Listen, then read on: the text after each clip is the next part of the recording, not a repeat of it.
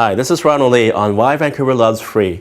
Now, I'm not saying that Vancouverites are cheap. I'm just saying that they prefer to invest their hard-earned money on something that they perceive as having high value. Now, I'm also not saying just Vancouver. In fact, most of the world loves free. And I'm not just saying business people.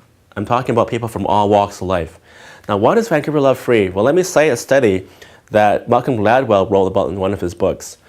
In this experiment, in this study, scientists from the US were studying the motivation behind free. So they had two types of chocolate. One was a very cheap chocolate, and one was a very luxurious, expensive chocolate that would normally retail between $20 to $30 a piece. And what they did was that they gave away these chocolates for free in the first experiment. And what they found was that students typically would take about the same amount of chocolate from each group. In the second experiment, what they did was that they made the chocolate cost $1. So what they found now was that the majority of students paid that $1 to buy this expensive chocolate that was worth between $20 and $30. Why? Because they inherently understood that for that $1 they were spending, they were getting something of much higher value. Well, in the third experiment, the scientists continued making the cheaper chocolate free, but kept the expensive, luxurious chocolate at $1. What do you think happened?